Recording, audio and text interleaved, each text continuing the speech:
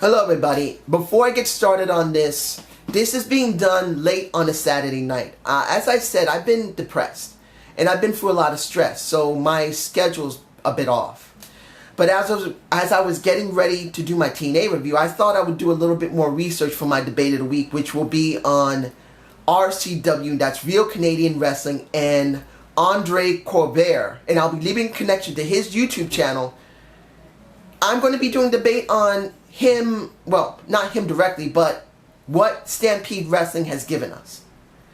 But as I was getting ready to do these videos and my debate, when I went to his channel to do a little bit more checking on something, I saw that Roddy Piper is now dead at the age of 61. Cardiac arrest. I will be doing a debate on Roddy Piper. I had planned to do one a while from now, but I'm going to have to do one now because I'm really upset that this guy is now dead. And particularly what I've been hearing about the controversy between him and Stone Cold, it needs to be stated. It's a big shock to know this man is gone. I'm very upset that Roddy's dead, and you guys tell me below how you feel that Roddy is dead. But let's get to TNA. Now, seeing how this show was, you guys tell me below, how do you feel about TNA acting the way it has been? Because, let's be honest, this doesn't look good for TNA. Bully Ray is not there anymore. He left. You're going to lose now a Robert Roode. Unless he's going to be coming back and forth to do the tapings, he's going to FCW. Because at least they're willing to pay him for live shows. James Storm wants to get out of his contract. Magnus and Mickey Jane are not going to be there now. Supposedly they're going to leave, and I think they may come back for tapings, but I think they're gone. Serena, who this incredibly gorgeous woman that looked like she had great potential to really do something for TNA. I know a lot of people said she's retired, and she is retired. It hurts to know that so much good talent is now gone by the end of these tapings going into August. So you guys tell me how you feel about the product. But let's see what they gave us. And they didn't give us much. Most of the show was eaten up by the Hall of Fame, and I'll get to that in a minute. Now, the opening of the show with Spud, with Bully Ray, and with Austin Aries was actually quite good. It did have some level of interest. The crowd loved Austin Aries. And this hurts me the most because Bully Ray is so over. I said this when he came in. It makes sense to have him in, that people would like his attitude. And the people love his attitude. It's a fucking shame he left. But I can understand the reason why. He just didn't like what was going on. But it doesn't mean that he didn't leave TNA in a fucking lynch. And lurch. And whatever else you can fucking think of. I'm sorry for so many fucks, but you know what I mean. I'm pissed.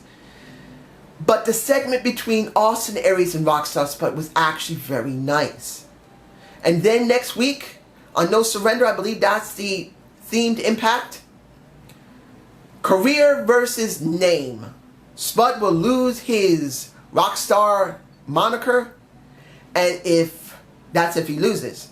If Austin Aries loses, he leaves TNA. That makes me very afraid that he's now getting out of his fucking contract as well. Please. I'd rather see Spud lose his name than lose Austin Aries, because we don't have much going on. Brooke versus Marty Bell. And this is the thing. It didn't look bad for the match. Having the dollhouse around was understandable. But seeing that Gail Kim's music played, the screen went to Gail. The lights went black. Then Brooke gets her chance to pin Marty Bell and retains. Does not fill me with interest. I am very upset that Brooke, who really does not feel like they're giving time to, is being heavily overshadowed by Gail Kim, who should be having a direct feud with Terrence Terrell. Now, I know you're going to say, dude, she just did what she did because she's messing over Terrence Terrell. I understand that. But couldn't you just let them have a straight match without Gail overshadowing Brooke? That's what's getting me upset. Brooke is the one who suffers here. She's an afterthought. And I've heard some rumors that Brooke might have lost the title already because these are tapings. So I'm hoping no. And please don't tell me that it's true. If it's going to happen, let me just see it on Impact. Don't tell me, please. But I've heard the rumors that it's possible she's lost the title. And it makes it fucking ridiculous that it happened. If it does happen. Now, Eli versus Sarge. Now, this is the thing you're going to say, what? When it comes to Sarge with Kurt Angle, I think it's the wisest thing to do because he needs something. Chris just is not there yet. Yes, he has one leg, and it can be very awkward in the ring with a prosthetic. But I do believe with time he could become better. But he's only been in the business maybe 3 years. Maybe 4. And that's counting his training with Bully Ray and Devon. That's counting it. So he's had barely a year of actual real work. And I believe this is not translating well on TV. He needs more. That's why they have to team him with someone. He teamed up with Anderson. He teamed up with Gunner. Now he's teaming up with Kurt Angle. And I do believe that he needs a permanent manager. And to do something other than what he's doing. But here's the thing. If you're going to go there with him and Eli, Eli must be the most vicious motherfucker you can see. And I'm sorry for cursing, but he's got to be a horrible son of a bitch. That means he's got to take Chris's leg and beat somebody with it. Either Chris or Kurt Angle. Now, Kurt's not there right now because he's gone and had the surgery already. We know this. If he isn't, he's going to. But he must take Chris's leg or this makes no sense. And I know people are going to say, dude, that makes it even worse. We don't even want to see him on TV as it is. Look, if you're going to go there with Chris being in the ring, you have to target the biggest target, and that's his leg. Now, he did good the first time when he took the leg and tried to strangle Angle with it. But for really to get Chris over with the crowd, the casual and the hardcore fans, you must give them a reason. Take the fucking leg and use it against Chris. That's the way I see about it. But you guys tell me below if I'm being too over the edge and over the top. Tigre Uno's segment was no different from the last one. He did what he did. It wasn't great. It wasn't bad. It was just there. And to be honest, doing it just doesn't feel like it works because TNA just doesn't have enough steam to make it work. Now, I've seen Full Killer 99 say it looked interesting until he saw it and he said, well, Tigre Uno just sounded average. And he is average. And here's the problem. It doesn't make a difference if he's average or not as far as I'm concerned. TNA needs to promote this more than just Twitter. They need to get it on regular television. And as far as I know, Destination America has not been promoting it. So it's not going to mean anything. Now, the Magnus segment with Mickie Jane was just beautiful. I felt having them both there was alright. It did feel at one point a little clumsy when they were transitioning from Magnus to Mickie Jane. I kind of thought that she wanted to just sit back and just watch her man work, and I think she actually enjoyed it. But she did kind of recover a little bit. I think she's been out of practice for the last 2 years. She's been a mama. And it kind of shows when you get into the ring with her. You guys tell me, wasn't this supposed to be a street fight? And it was just a basic match with a little tiny bit outside. And that upset me. If it was just a straight match, okay, that's supposed to be it. But as far as I remember, this was supposed to be a damn street fight. And Mickie Jane was not in danger of getting hurt here. Neither was Magnus, neither was Serena, and neither was Storm. This was all in the freaking ring, with a very little bit outside the ring. No weapons, no going up the ramp, no going down the ramp. And that upset me. But I do believe that Mickie Jane getting the pin was the wisest thing to do. And I gotta say this before I get to the ending of that. Between Mickie and Serena, they're both incredibly gorgeous women. But one thing I believe a lot of guys who did love Mickie Jane thought there was one flaw in her. It wasn't her voice. It wasn't totally her body. Well, it was sort of totally one part of her body. Her boobs were always too small. And I always said a woman doesn't need to have big boobs to be beautiful. And that's the truth. I've been in love with Mickie James for quite a long time. You guys know that. And TNA Mickie James was it. She was just the most beautiful woman with the nicest personality you could think of.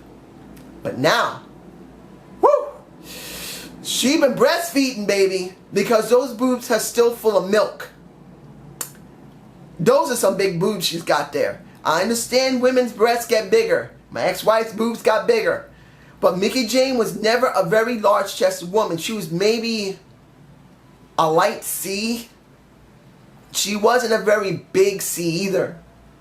She wasn't a 34 or 36 or 38. She was maybe 32 or 34. Now she's at least a 36 or 38. Woo! She's a big-chested woman now. And I'm trying not to be too sexual with this, but wow. Mickie James become perfect. But I gotta be honest now. I know I'm going a little long with this.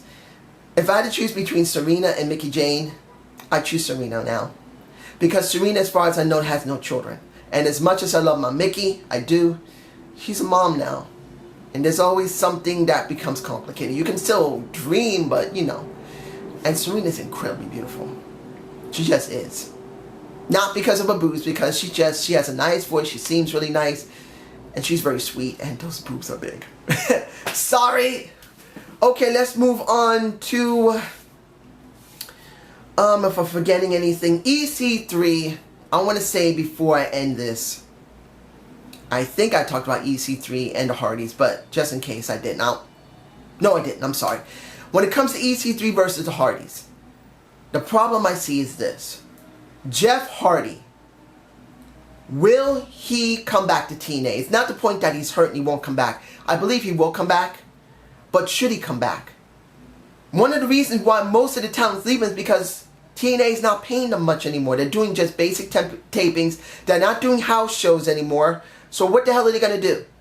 Some people got to afford stuff. So I'm not against TNA, but I'm not for them either. So should Jeff come back, or maybe he should try to go back to WWE if they're willing to take him.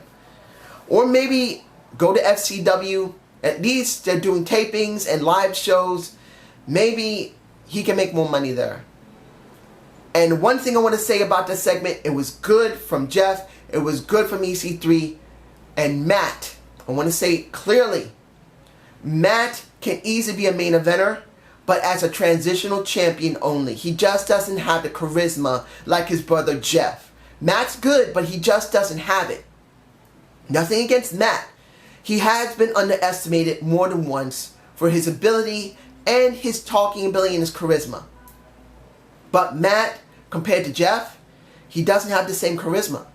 So I do believe that Matt should be a transitional champion. If he wins, nothing wrong with it. There isn't. And he's earned it. He ain't going to get it from WWE. So why not get it from TNA? Last but not least, if I'm missing anything, I'm sorry. The Jeff Jarrett Hall of Fame. Did I believe he was being honest? Some of it yes, some of it no. He really wanted to make the people he fucked over happy. The people he didn't screw over, showed them how much he loved them. He tried to be as neutral as he could. Now, by the end of it, was he being emotional? Yeah, he was. I do believe he was honestly being emotional, especially when it came to his father. But do I believe this helps TNA? No. I'm going to be honest here. It was a lovely segment. The people really made it for me personally. And it wasn't that bad. He was being mostly honest about what he said. The people who make that show, he thanked, and they deserved it. The wrestlers, he thanked. They deserved it. The people at home, he thanked, including his father, including his children, and including his wife. But the problem here is this, that I see with Jeff Jarrett. He created this place 13 years ago. Whether he did it to get himself over, or his father over, or both, or neither, makes no difference. At this moment in time, his original promotion that he created is a disaster. No matter how much we love it, we can see TNA is a mess. And I don't know what goes on after September. We could lose TNA and Destination America, or we may keep it. But I would think if Jeff really was being honest, if he didn't have to worry about trying to keep the brass back there happy and worrying about the tapings being cut, I would have said, everybody, I love this place, but this place is a fucking mess. Can't believe I'm cursing so damn much. I'm so sorry. But these are the emotions I believe should be announced.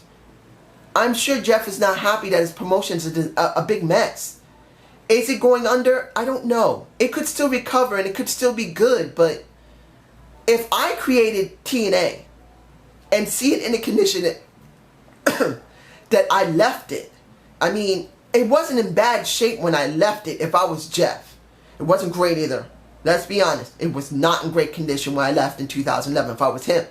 But in 2015, 4 years later, and I see that it went on a minor cable company where mismanagement has made it a mess, and most of the talent that I brought in, there's none left.